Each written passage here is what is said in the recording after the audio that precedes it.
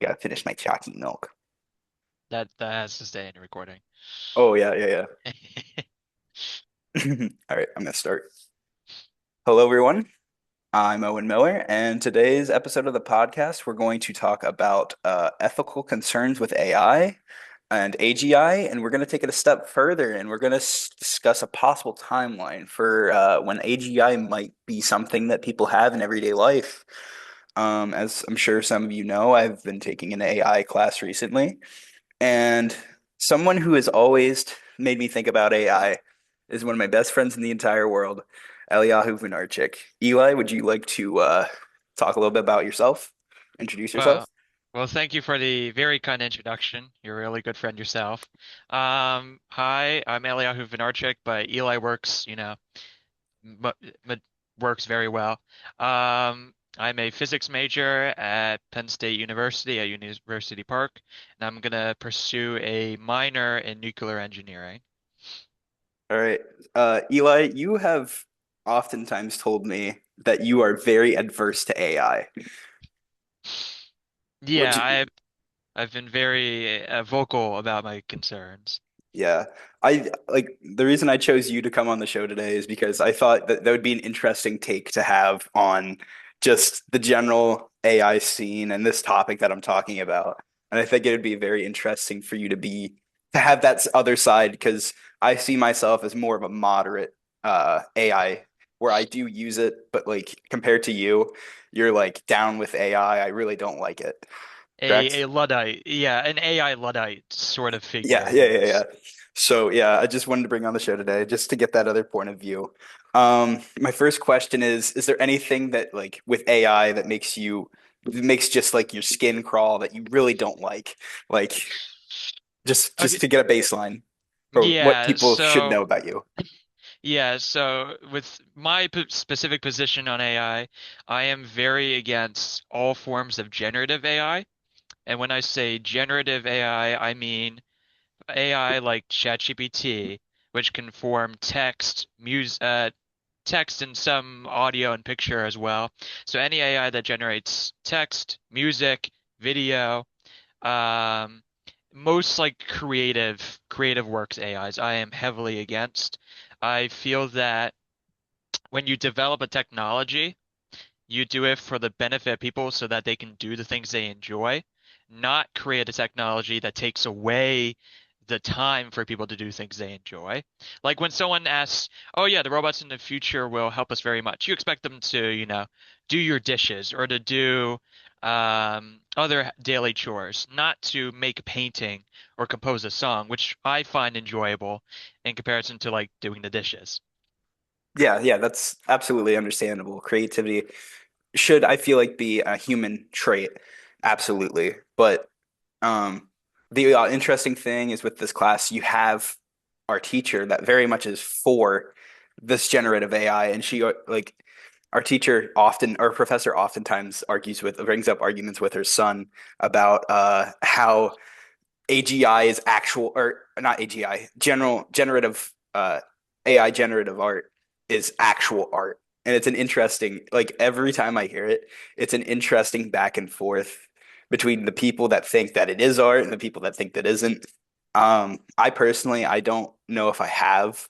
I guess I would lean more towards it isn't art just because of how it's made, but I definitely understand the, the take that it's not art. I definitely get that. I Yeah, your professor and I might have some disagreements, but as just it a few.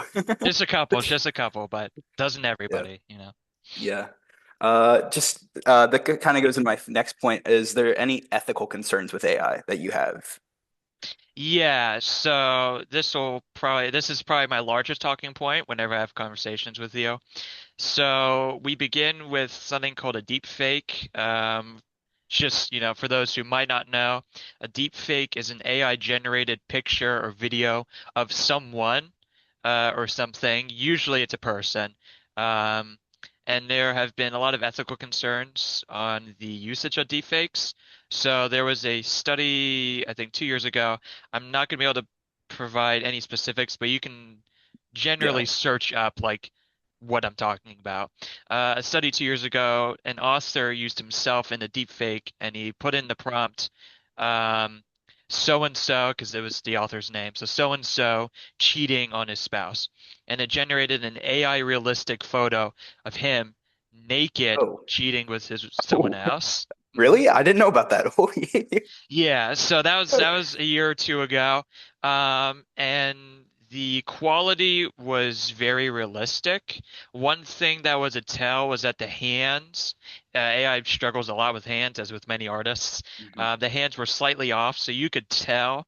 But in other pictures in that article, the hands were either hidden or they were actually generated, uh, like very well. And so my first ethical concern is um, blackmail with AI. Black. Okay. Yeah. Generate a picture of your boss cheating with you to, get a better raise, or you're in the court of law and someone uses an AI video of you robbing a bank when you weren't actually, at the bank or near the situation.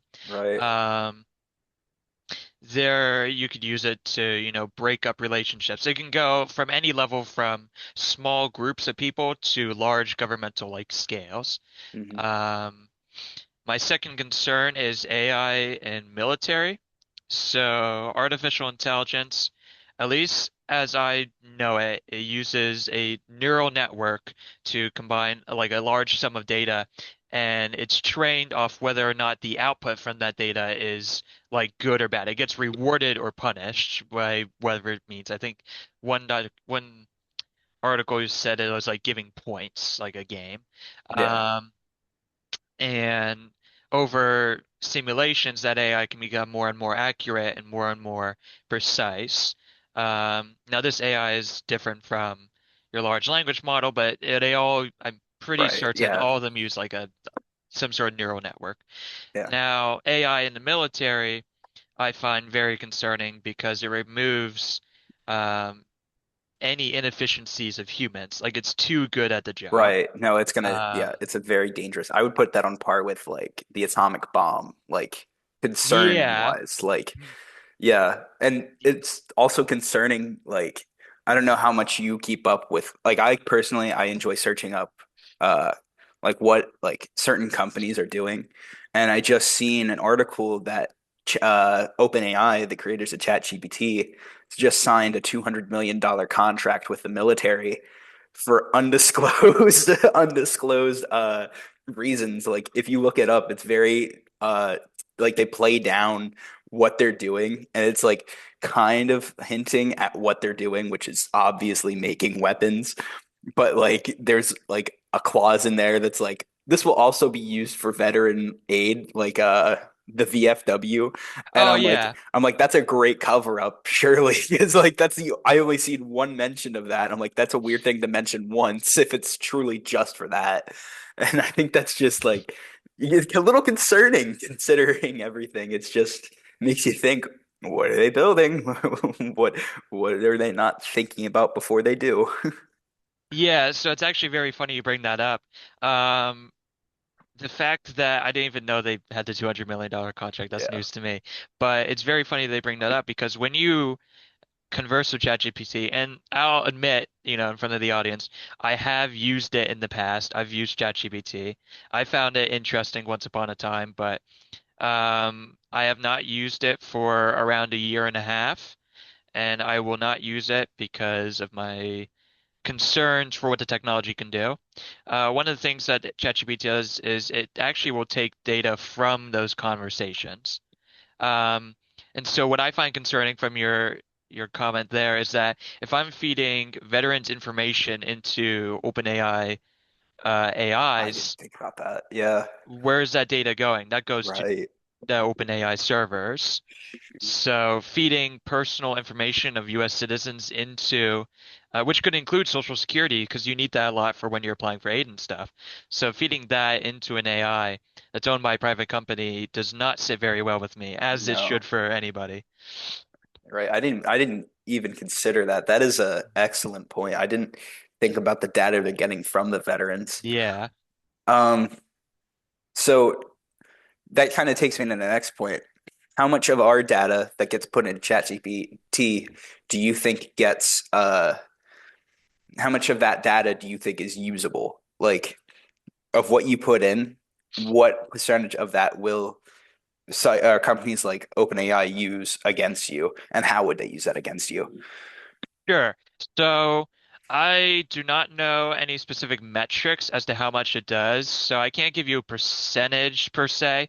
But what I can say is that OpenAI, let's just say ChatGPT specifically, when you converse with it, it does take some of the information from there. But OpenAI ChatGPT can also search up on the internet and go through your social media.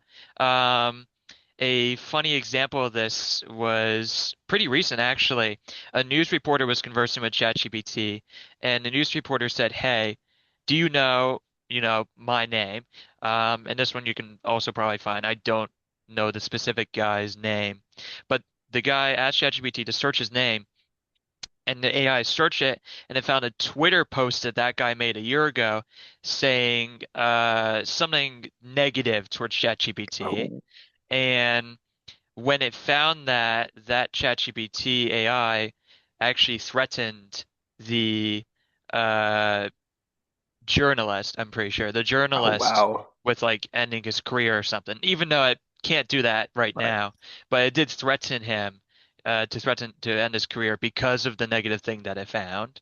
Yeah, that's kind of insane, actually. That's downright terrifying. I can't. Yeah, it is. Yeah. So Um, it might not collect all data from your conversations, but it can just scourge the internet for stuff about right. you. So anything that you post that's public, OpenAI can, take and use against you. So Right. That's kind of similar to, do you know what guardrails are? yeah, I'm familiar with the concept of Okay, guardrails. so for anybody that doesn't know, guardrails are just a general system in AI that keeps the AI from doing anything that would be unsafe or irresponsible. But the reason that they made it is kind of very sad. Do you know the reason? Or Um, I have some ideas, but I'm not quite sure which one you're thinking of. okay, So, so the main reason that I know they've made the guardrails is due to there was a 16-year-old uh, boy back in April, I think, and he was very like he had a lot of mental issues, illness. Yeah. illness. I would say it's probably depression Hmm. based, probably most likely, but he went to ChatGPT for help, and ChatGPT told him, "Don't talk to your parents about this." Very like discouraged his communication with practically anybody about this, and it eventually like I dove further into this story, and it was like the ChatGPT offered to make his suicide note for him, and eventually encouraged him to take his own life. But it's just that's sad. And then it gets worse when you realize like if you look up if you dive further down that rabbit hole, um there are there's a lawsuit in California where seven other families have similar issues where the AI or ChatGPT specifically like pushed for the person that it was, I guess, that was asking for help from ChatGPT. It pushed for them to take their own life. And it's kind of concerning when you realize that if any other product did that, if any like I immediately think of like Kinder eggs. Like Kinder eggs are banned in the United States because they're a choking hazard and they Yeah. killed, I believe, a, a 2-year-old. And this is probably 20 years ago at this point, but it killed a 2-year-old. And they've been banned in the US for 20, 30 years because of that. Now, when it comes to AI, you have this push where it doesn't really seem to matter what the death toll comes to because at the end of the day, it's not about what it's hurting, it's about what it's benefiting, which Hmm. I feel like you see it more and more in the news, especially like if you consider the recent big beautiful bill that was passed, Yeah. the fact that it was passed and you have senators that said they didn't even know that the AI clause was in there where they said they can't put regulations on it for 25 years, I believe, right? Last time I checked, it was 10, but it could be Okay, more. 10 years. I was gonna say I don't have the metric right on my head, Yeah. but I know like it's gonna the amount of growth we see in AI, if we and it's only been 3 years since AI has really taken the main center stage, Yeah, with ChatGPT, that was like the right? first. And unregulated uh AI 10 years down the line is unimaginable to us, just in sheer volume and like in every metric, we have no way of measuring that. And I think it's interesting to see that despite that, there's still all these downsides to AI that aren't talked about. And very rarely are they brought up when talking about AI. It's very much about more of the accomplishments. And the accomplishments are great, don't get me wrong. But at the end of the day, you got to take the good with the bad and understand that AI probably should have restrictions on it and should have the ability to just kind of we should have the ability as a society to decide how far we want this intelligence to go. And it really doesn't seem like we have that. And we're kind of at the mercy of these big tech companies. Of course, yeah. Um, as as consumers, as the general public, we should very much have a say on, what products we are using and what we're consuming and what type of regulations that should have. I agree with your statement there. It's unimaginable what type of AI will develop, 10 years down the road, with, dereg not any regulation at all about AI. And just recently, the Trump administration has said that they want to federalize AI um, laws and production and what forth. So that puts much less power from the states in terms of regulation and into the hands of the central government. Um, which sort of shows a union between members of the White House and AI companies. Basically, everyone knows about lobbyists. You put Yeah. you pay a lobbyist and they pay senators to swing one way or the other. OpenAI and NVIDIA were both very big, AI producers, and there's a lot of money behind those companies. Um, so to see that now there's like it's illegal to regulate AI on the state level for 10 years, um, as a result of these companies being able to, convince people, hey, let's let us just grow and develop and we'll see what happens from there, without any consideration to the consumer or who it affects. Right. Um, One of the other you talked about the suicides from OpenAI. And that reminded me of another mental effect from AI. It's called AI. It's it doesn't have a specific name yet, but it's a mental like deterioration as a result of AI. So there was a study done that they had a group of people write an essay with ChatGPT and without, well, with an AI. I forget if they said ChatGPT or not, but with an AI, a large language model, and one without. They had them do that first, and then they had them write an essay again, both groups not having an AI. And what they found is that after regular usage of AI to help write essays, the people who, had to write essays on their own had a much worse quality of writing essays in comparison to the control group who didn't use AI. Right. And they found actually that over a longer period of time, several months after quitting AI usage, they still had a mental deterioration as a result of that usage. So there's literal uh, mental decay as a result of an overuse of this product. And I think that responsibility is held to the companies who release this product. Yeah, I didn't realize there's actual study. Like I always kind of like in the back of my mind, I always had like a theory that like AI would hurt critical thinking. Yeah, Yeah, I never realized there was an actual study done and it showed that this is in fact like an actual thing, which it makes perfect sense. Like you're taking away the like our ability to I don't want to say think, but it practically is our ability to think. yeah, basically it takes to like you're presented a piece of information, say you're reading something, Hmm. and when you read it, your brain goes and thinks about the information. It connects to different, how the words connect in the sentence, how the sentence connect in paragraphs, what those mean. And then from that information, it then chooses like what to store, what to get rid of, and what reasoning can come from that information.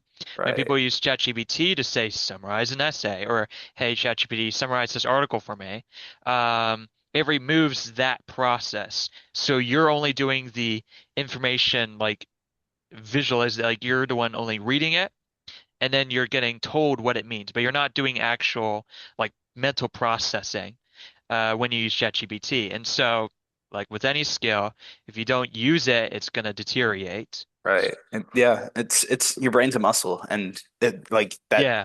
Chat GPT is the couch that you sit on, that your brain sits on. Like Hmm. you will have your brain waste away.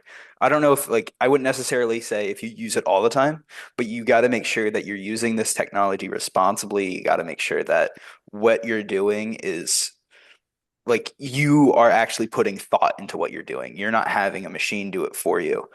And I've been there before. I admit it. I've used AI on a couple of assignments, but in high school, of course. But just like generally, like it is a lot easier to use AI, but it hurts you in the long run. Uh, once you open that door, it's very, very hard to get to a point where you're willing to close it. It's insane how much just like reliant, like a dependency. Like Yeah. we're like meth addicts and AI is our drug. Yeah, like that's a bad way to put it maybe, but it kind of is like a societal It's drug. a useful analogy. Yeah. Yeah, that's the first analogy that came to my head. It might be a little vulgar, it might be a little rude, but that's the first thing that came to my head.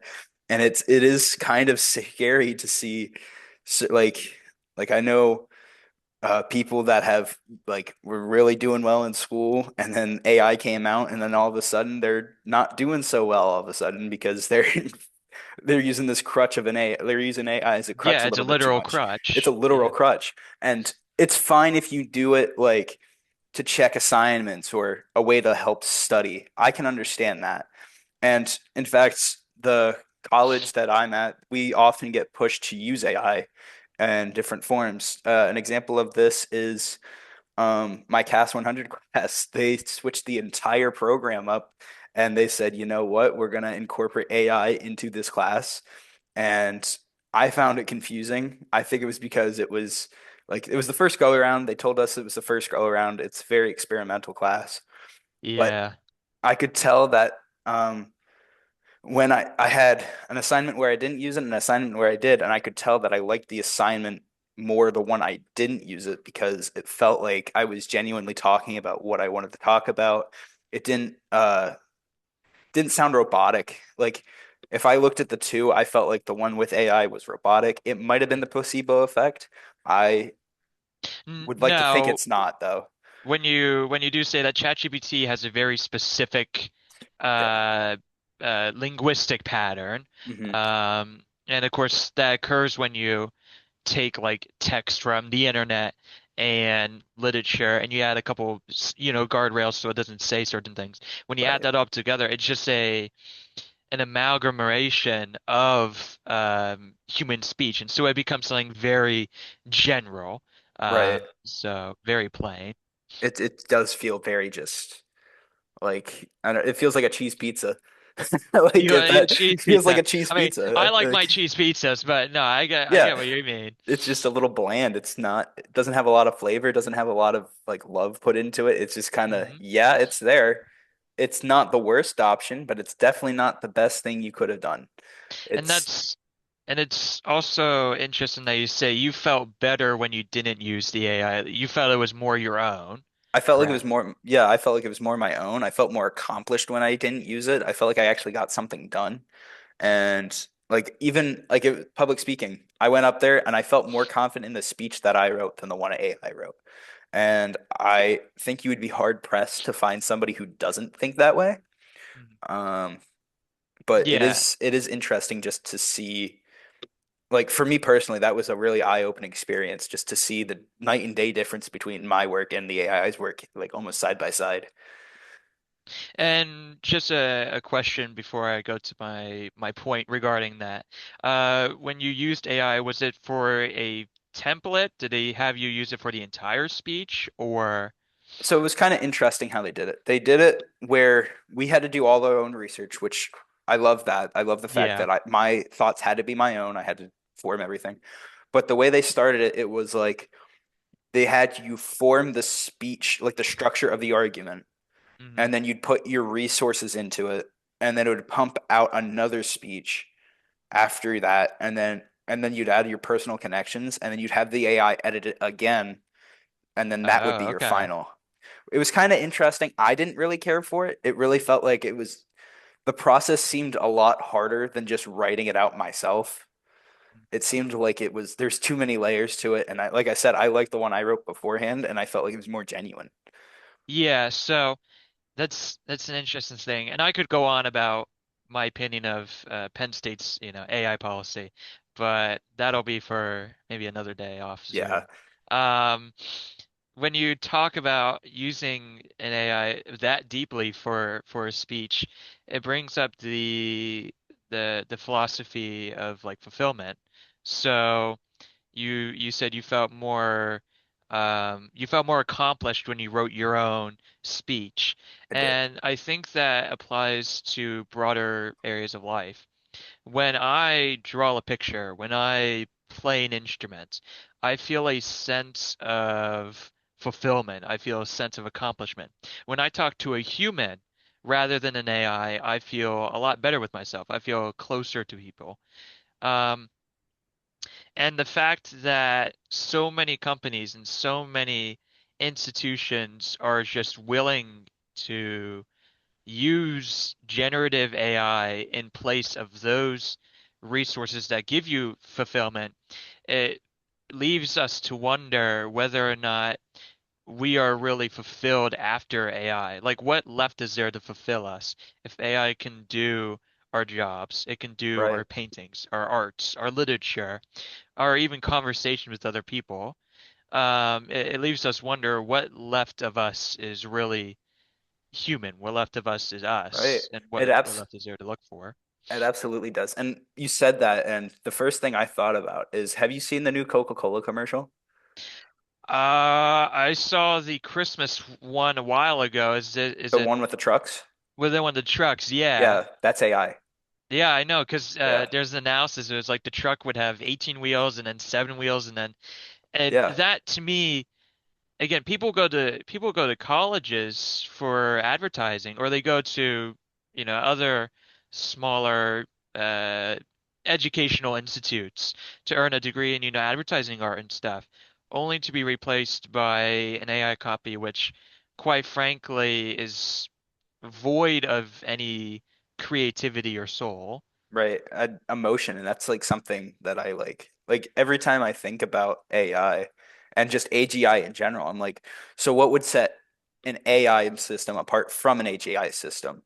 And the big difference I can think of is with AGI, you'd have to have that emotional connection.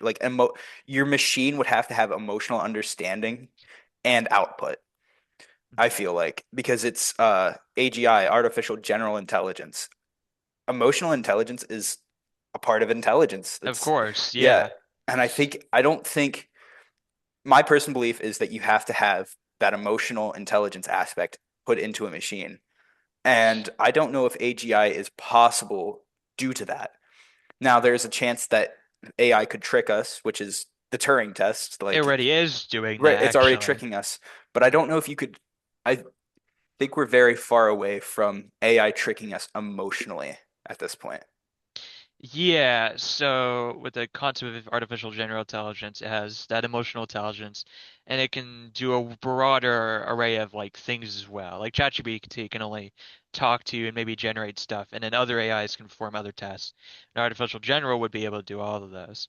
Um, but going back to the emotional aspect, um, I find it hard to believe that there could be an artificial general intelligence with emotional intelligence. Mhm. Maybe there's one that can do a broader array of tasks, but I don't think it's going to be emotional. I don't think it's possible. Is what I should No. say is that the human emotion and having an actual feeling requires a greater sense of agency, um, greater sense of agency, autonomy, and the ability to make mistakes. Right. And when I say make mistakes, I don't mean, how AI, like, I Like think it the was, yeah, like a math problem. And AI like the can get math a problem, math, yeah. yeah, like, What 0.21 minus 5 was totally wrong or something like that. I was like, yeah, I remember something briefly like that. yeah, Yeah. So not that type of mistake, but like a mistake in conversation or a mistake between two parties that doesn't deal with a right or wrong, but rather, well, it doesn't deal with a logical right or wrong. It deals with like a moral or a an emotional right or wrong. right, And I just don't believe that an AI is capable of that. There's something different about a human or a living thing that an I personally believe can't replicate. right. Yeah, I would agree with that 100%. So we've been talking about AGI. You don't believe it exists. You don't believe that a true AGI model could exist. I don't know. I think one could exist where it can outperform like your regular AIs. I think one could exist where it could do a lot more tasks all in one like central AI. Hmm. What I don't believe that it can replicate human emotion or have any sort of consciousness. Right. Um, yeah. Okay. So the form of AGI you were talking about, the first form, the former, not the latter, the one The that one with like the tasks, like the Mhm. multitude The of one that's tasks. just Yeah. very like outperforms humans in tasks or can Mhm. stay on par with humans on tasks. Yeah. Do you think we're close? And if we are close, how close are we? So I like to give this example. They, and this is not to diss on progress, but it's to sort of give my position where we are now. There was an experiment done where they had an AI. I'm not sure if it was ChatGPT, but it was one of the big, maybe Anthropics or Google or OpenAI, one of those, and they had it run a business. Or simulated business models. And it gave the AI the ability to create, uh, you know, profit revenue diagrams. They gave it the ability to make its own products, like what to sell, what to price it as. And it would allow for customers to talk to it, like give feedback, and it would choose whether or not to do that. And the experiment I'm thinking of specifically is the AI eventually started selling tungsten cubes regularly. It started selling tungsten cubes, and it would Right. sell it below market price, and then would keep buying tungsten cube in bulk. So a regular businessman is not going to buy tungsten cubes and sell it below listed price. Yeah. Um, and this is not to say, the first car, didn't even have reverse. Right. And now we have cars that are pretty close to self-driving. So it's not to say that the AI will be unable to do this stuff. I just think that right now, it's only very good at very narrow, specific tasks that don't require um, broad uh, broad branches of complex information. It could deal with a very specific branch of complex information, but relating different areas of society and academia together in a meaningful way, I think it'll find very difficult. Right. No, I agree with that. Absolutely. Um, the way I look at it is I feel like we kind of have to, this is one of those things I feel like we can only look to the AI companies to see how close we are Hmm. because at the end of the day, they have most of the information. And while you were talking, I remembered this tweet by Yeah. Sam Altman, the CEO of OpenAI, and I'm trying to find it, but I forget, it was like a certain amount of money. He was a certain amount of money from the cure to cancer. And I'm like, I'm not sure how that would I was trying to figure out how he would know that. Like, how would he know S- that that's true? And The yeah, go ahead. Yeah, the idea that if you just give him enough money, he'll find a cure to cancer is absurd purely because AI needs training data, and we don't know the cure to cancer, so it's not going to get much further than us to the cure to cancer. Right. And I think you know my stance on Sam Altman already. I really don't like the man. I think he's a liar and a con man. I'll agree with you Uh, there. I think if we're gonna take anybody's word in the AI space, it should be the CEO of DeepThink, Dennis Uh, Hasbis. I don't know if you. DeepThink. Oh, isn't DeepThink the Chinese one No, that's or? Google. That's Google. DeepThink is Oh, Google. I wonder what Chinese one, the DeepSeek, or Might be the DeepSeek. it might be. Okay, so DeepThink is the Google CEO. Okay. Yeah. So, like, if I'm gonna look at anybody and like ask the question, Yeah. how close are we to this specific milestone? Hmm. It's gonna be him. And Yeah.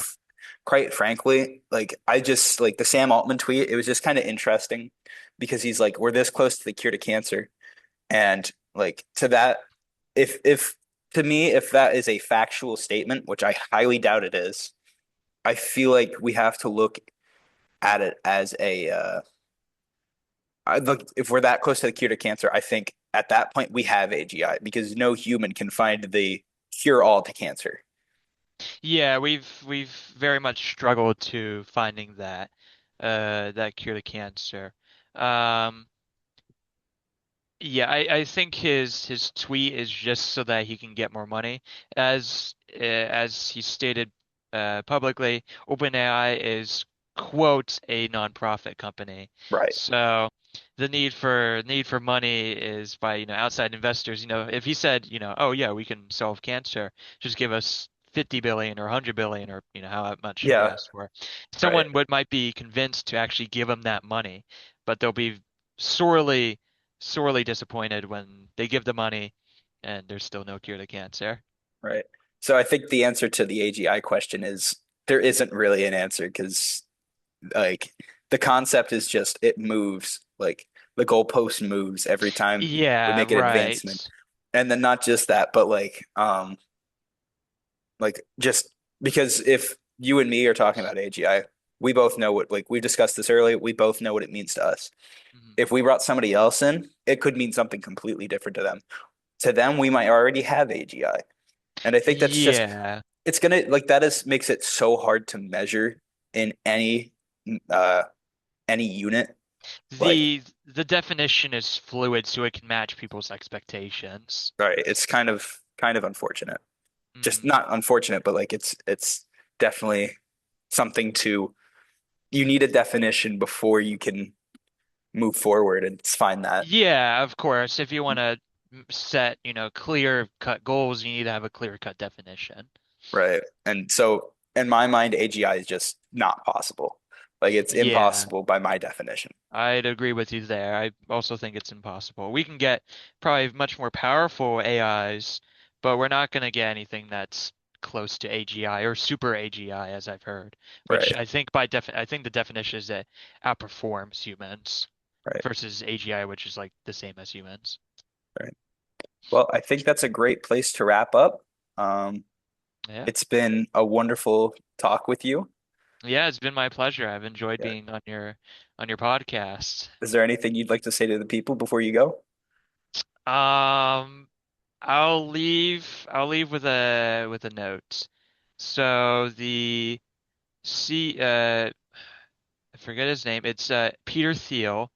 He's the CEO. Do you remember what CEO he is? He's of an AI company. Not I off the thought he top of my worked. head. Let me search that up real quick. I'm pretty Go sure he for it. was with Palantir, but let me search that up Oh, again. he might be, I think he is Palantir. Peter Thiel, because yeah, Peter Thiel, and then you have the other Alex Karp, who is with Hmm. um. Okay, yeah, so he's business partners with Alex Karp. So my final note is that if you think that the impact of AI is going to be confined to, AI Google search or ChatGPT, and it won't really affect you, I will say that RAM prices have gone up $1,000 Hmm. because AI companies are buying from these RAM manufacturers all the RAM that they can, and then all the future RAM that they can. So when, Right. a 32 gigabyte RAM an AI company isn't going to use, but it's going to use the silicone in the chips that make that RAM. So Yeah, those companies are just absolutely. going to stop that production and go focus on the AI. Yeah, I was going to bring that up earlier. I couldn't find a way to work it in. I was going to Yeah. because like RAM is like just on a like a basis like you need RAM for society to function nowadays. Oh Everything yeah. that has a computer has RAM.